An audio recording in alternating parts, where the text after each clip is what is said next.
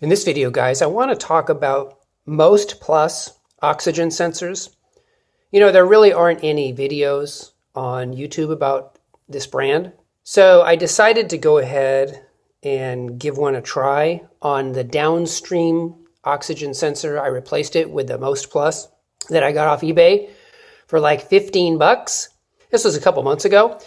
And I want to report to you guys, so far I have not had any issues with it, no check engine lights.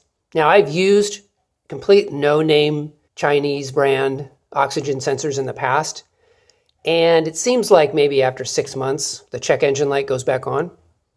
And that certainly might happen in this situation.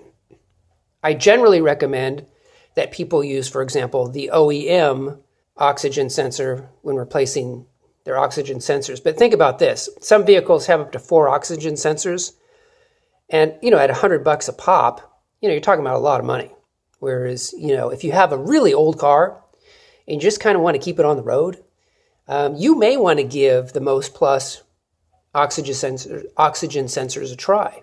Because my thinking is you spend 15 bucks on the oxygen sensor. If it doesn't work, you throw it in the trash, frankly. So I just wanted to report to you guys, so far so good on the MostPlus brand, but I would have very low expectations. As a matter of fact, I would put the oxygen sensor on shortly before you're due for a vehicle inspection. See if that gets to turn your check engine light off. And if the car's otherwise running well, and it's an older car, I wouldn't try this on a newer car. But then you could go through your inspection, pass inspection, and then you're good, for example, depending on your state, for another year. And if it goes bad, you can just, in time, change it out maybe with an OEM oxygen sensor, right? So I just wanted to kind of explain the strategy there. And then I also wanted to share with you guys one other concept, and that is using what's called a spark plug NonFouler. So they do make things called spark plug NonFoulers. And what essentially is going to happen is that, you're going to remove your oxygen sensor. And then you're going to take your NonFouler, and you can just, I'll show you a picture off of eBay what these things look like. But you basically just screw this into, the hole where the oxygen sensor goes. And then you're actually going to take your oxygen sensor and put that into the NonFouler. Okay, so it kind of looks like this.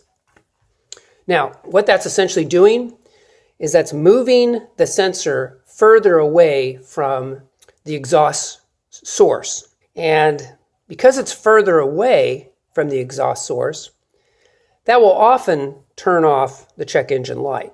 Now, I'm not making any guarantees, guys. I'm just saying this is something you could try on an old car to keep it running, to keep it on the road. Obviously, check your local laws, make sure you're not doing anything illegal. So again, just wanted to share my thoughts on the MostPlus oxygen sensors.